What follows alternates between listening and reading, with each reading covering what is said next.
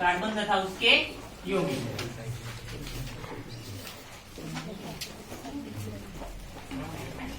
Carbon तथा उसके यौगिक इस पार्ट में अभी तक हमने पढ़ा था, जो भी पढ़ा था लास्ट में हमने पढ़ा था अविभाज्य नामकरण और कार्बन के अपरूप। कार्बन के अपरूप में हमने क्रिस्टलीय अपरूप देखे थे, अक्रिस्टलीय अपरूप देखे थे। और क्रिस्टलीय अपरूप जो थे हीरा, ग्रेफाइट और कुंडली, उनकी तुलना की थी और उनके उपयोग और संरचना के बारे में पढ़ा था। आज का हमारा टॉपिक क्या है? बहुलक। क्या है?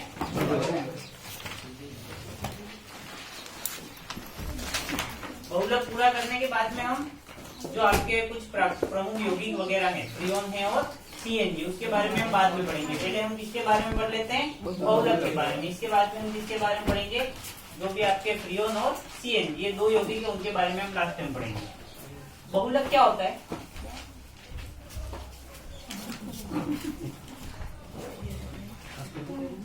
बहुलक क्या होता है? तो कुछ छोटे छोटे अणु होते हैं, वो मिलकर के एक लंबी श्रृंखला का निर्माण करते हैं, जिसे हम क्या कहते हैं? बहुलक। जो छोटे छोटे अणु होते हैं उसे हम एकलक कहते हैं। क्या कहते हैं? तो आप परिभाषा लिखना चाहो तो ये लिख सकते हो, लिखिए बहुलक।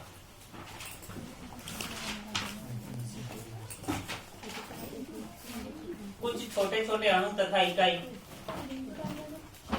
बहुलक कुछ छोटे छोटे अणु तथा इकाई।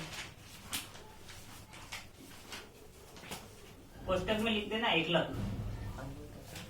कुछ छोटे छोटे अणु तथा इकाई, अणु अथवा इकाई, अणु अथवा इकाई, पुस्तक में क्या लिखोगे? एकलक। मिलकर एक लंबी श्रृंखला का निर्माण करते हैं। मिलकर एक लंबी श्रृंखला का निर्माण करते हैं। मिलकर एक लंबी श्रृंखला का निर्माण करते हैं, जिसे बहुलक कहते हैं। जिसे बहुलक कहते हैं।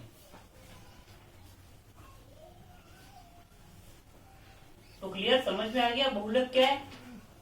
एकलक इकाइयों से मिलकर बनी संरचना क्या कहलाती है? बहुलक। एकलक इकाई क्या है? जो भी छोटे अणु है या फिर कोई इकाई हो सकती है, वो क्या कहलाएगी? एकलक। एकलक बहुत सारे मिलेंगे तो किसका निर्माण करेंगे? बहुलक का। जिस प्रकार कोशिका होती है, कोशिका एकदम समूह में स्थित होती है और किसका निर्माण करती है? ऊतक का। ठीक उसी प्रकार एकलक जो होते हैं वो समूह में एक के बाद एक जुड़ते हुए किसका निर्माण करते हैं? बहुलक। अब ये जो बहुलक होता है वो दो प्रकार का होता है। कितने प्रकार का होता है? दो प्रकार। फर्स्ट होता है प्राकृतिक बहुलक। कौन सा होता है? प्राकृतिक बहुलक। और दूसरा होता है कृत्रिम बहुलक। कौन सा होता है? फर्स्ट हो गया प्राकृतिक बहुलक, दूसरा कौन सा हो गया? कृत्रिम।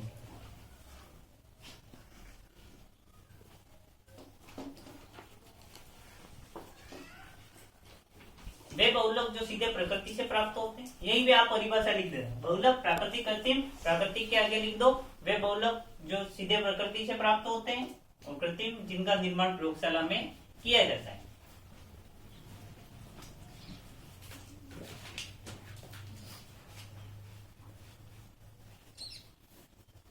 फर्स्ट हम पढ़ते हैं प्राकृतिक बहुलक के बारे में। प्राकृतिक बहुलक, प्राकृतिक बहुलक, प्राकृतिक बहुलक हमारे कोर्स में सिर्फ एक ही, और वो है रबर। कौन सा है? रबर।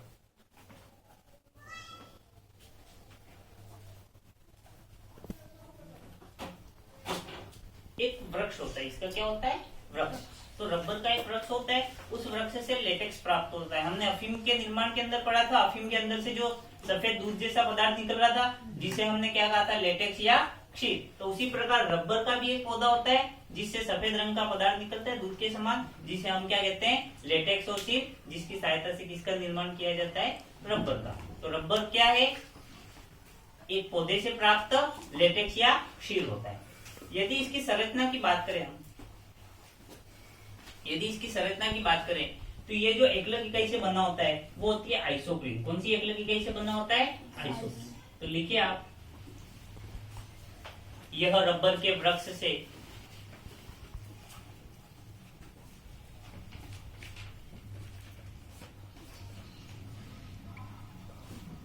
यह रबर के वृक्ष से लेटेक्स, कोष्टक में लिख देना क्षीर, लेटेक्स कोष्टक में क्या लिखोगे? क्षीर, यह रबर के वृक्ष से लेटेक्स कोष्टक में क्या लिख दोगे, क्षीर के रूप में प्राप्त होता है।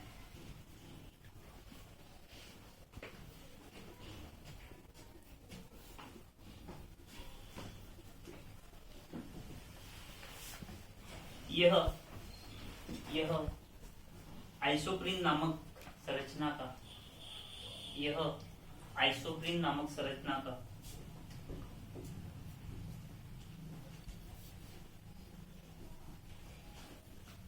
आइसोप्रीन नामक संरचना का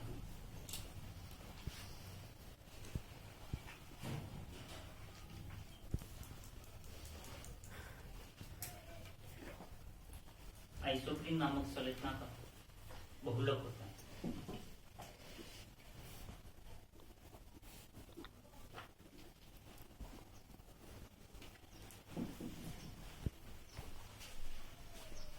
यह आइसोप्रीन नामक संरचना का बहुलक होता है।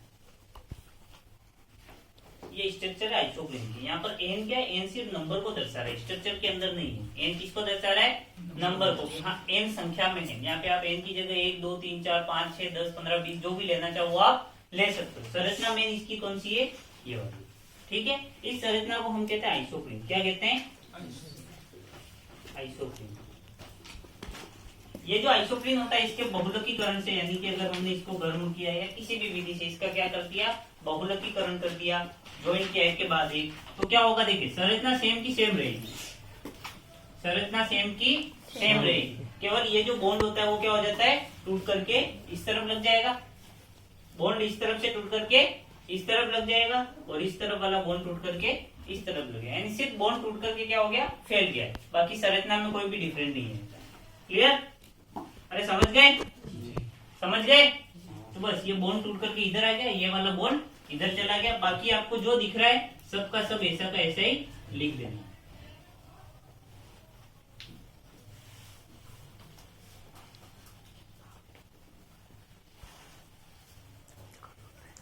बीच में क्या हो जाएगा, डबल बॉन्ड है। अब यहाँ पे दो बॉन्ड टूटे तो बीच में एक बॉन्ड नया बन जाएगा। यानी ये दोनों बॉन्ड टूट करके कहाँ आ जाएंगे, और ये एक एक इलेक्ट्रॉन इनके कहाँ हो जाएंगे, साइड में निकल जाएंगे। क्लियर? समझ गए? बस ये होती है इसकी संरचना। संख्या कितनी होगी, एन। इसको बोलते हैं पॉली आइसोप्रीन। ये आपसे एग्जाम में पूछी जाती है।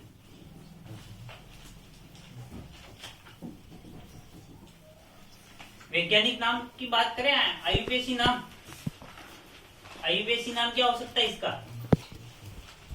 सबसे लंबी कार्बन श्रृंखला का चयन, सीधी है, कोई डाउट नहीं। द्विबंध आ रहा है, द्विबंध कहाँ कहाँ पर आ रहा है, 1 और 3 पर। तो 1 3 ब्यूटा, 4 कार्बन है, ब्यूटा डाइन।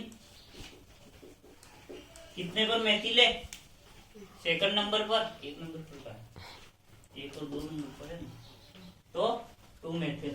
तो आयुर्वेदी नाम क्या हो गया, 2 methyl 1,3 butadiene, 2 methyl 1,3 butadiene. इसका क्या हो गया, आयुर्वेदी नामकरण। नहीं पूछा जाता एग्जाम में, और फिर भी आपको क्या है, नामकरण की एक प्रैक्टिस है ये।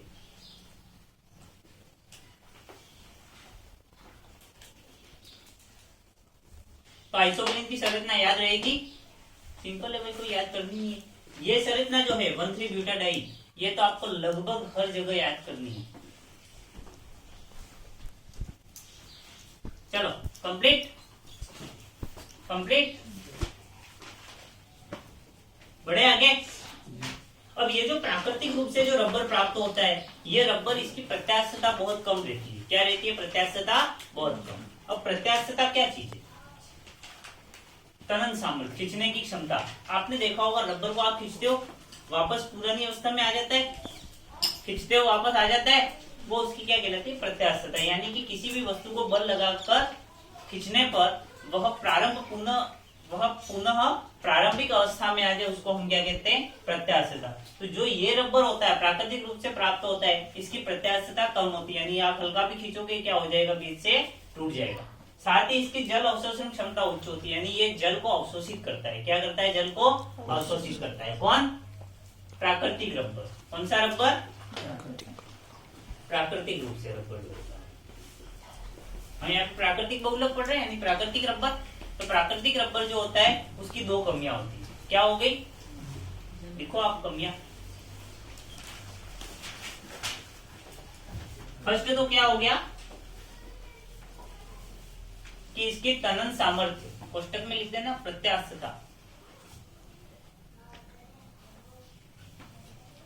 इसकी तनन सामर्थ्य कोष्टक में क्या लिख दोगे? प्रत्यास्थता अत्यंत कम होती है। प्रत्यास्थता अत्यंत कम हो।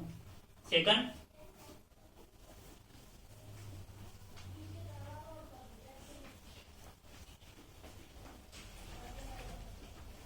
इसकी जल अवशोषण क्षमता उच्च होती है।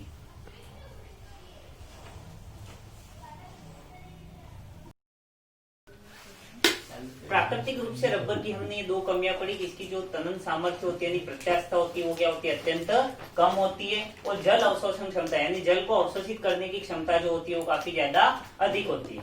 इन कमियों को दूर करने के लिए रबर का वल्कनीकरण किया जाता है। क्या किया जाता है? वल्कनीकरण।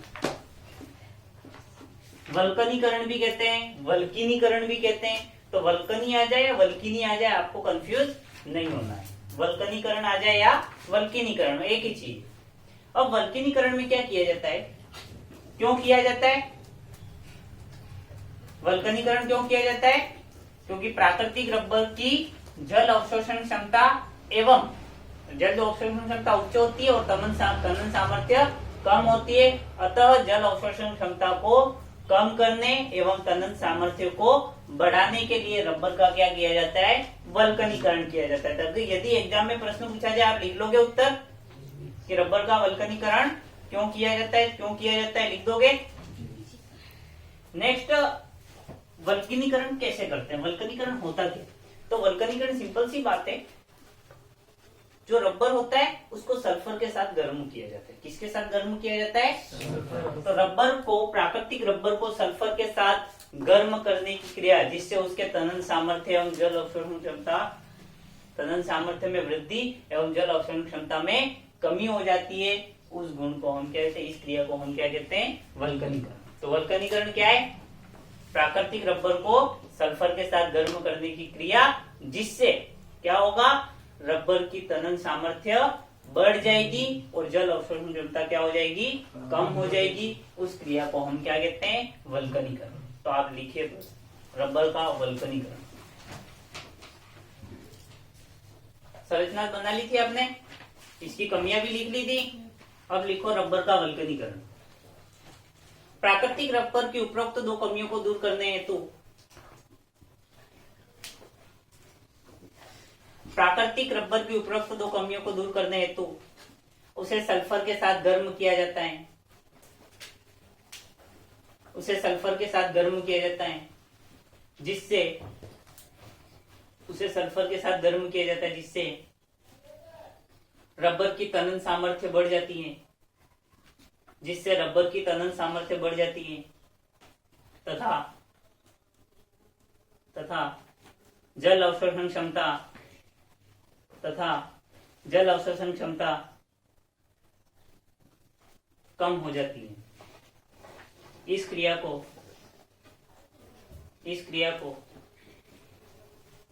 रबर का वल्कनीकरण कहते हैं। इस क्रिया को रबर का वल्कनीकरण कहते हैं।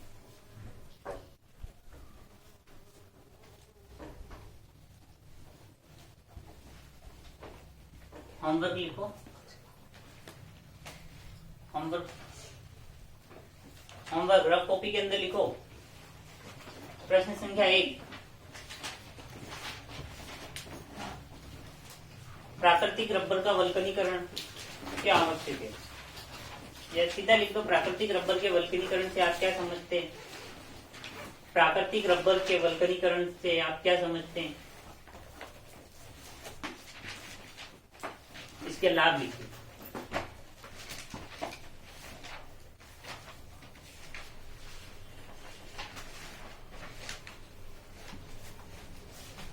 आगे प्राकृतिक शब्द आया नहीं है, रबर के वल्कनीकरण से आए तो भी आपको ये लिखना है।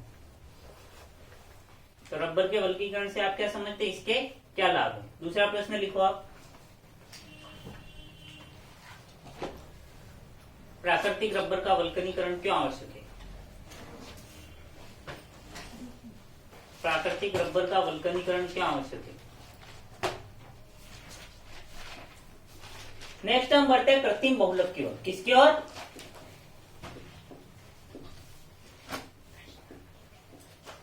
कृत्रिम बहुलक के अंदर आपके फर्स्ट आता है नायलॉन 66। कौन सा आता है। आपने रस्सियां वगैरह देखी होगी नायलॉन की, देखिए भाई, कपड़े सुखाने में वगैरह उपयोग करते हैं, नायलॉन के कपड़े भी देखे होंगे, वो सब का निर्माण होता है नायलॉन 66 से। अब इसका नाम 66 क्यों पड़ा वो हम बाद में देखेंगे, एक बार आपको याद क्या रखना है, नायलॉन 66। नायलॉन 66 जो होता है इसके अंदर से आपको क्या याद रखना है, दो एकलक इकाइयों से मिलकर बना होता है, सिर्फ इतना ही याद रखना है। तो नायलॉन 66 दो एकलक इकाइयों से मिलकर बना होता है। किससे मिलकर बना होता है, दो एकलक इकाइयों से। फर्स्ट जो इकाई होती है वो होती है एडिपिक अम्ल। क्या होती है, एडिपिक अम्ल। और दूसरी होती है हेक्सामेथिलीन डाइअमीन। Hexamethylene die. चलो भाई इसकी संरचना हम क्लियर करते हैं। एडिपिक अम्ल, एडिपिक अम्ल का फॉर्मूला होता है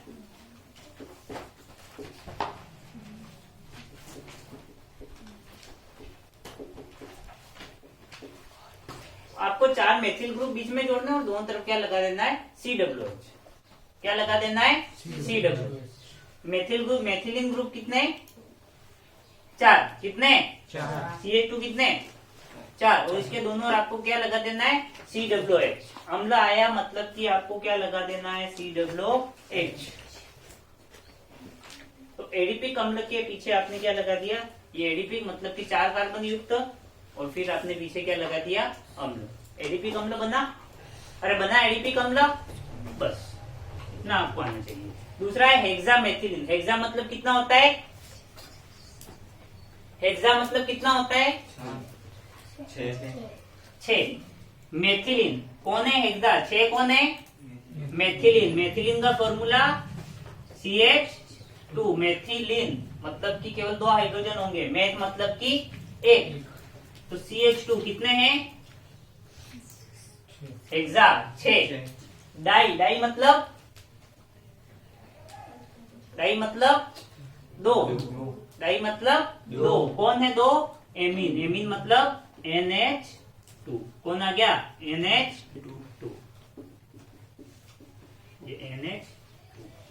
क्लियर। अब आपको करना क्या है, इसमें से आपको निकालना है जल। क्या निकालना है, जल। निकालने आता है, पानी निकालने आता है। पानी का फॉर्मूला क्या होता है, H2O। ये यहां से निकाला H, यहां से निकाला OH, बन गया H2O। अरे बन गया, इधर से निकाला OH, निकल गया, इधर से निकाला H, बन गया जल H2O। हो गया, निकल गया। अब जो बचा उसको लिख दो, अब जो बचा उसको लिख दो।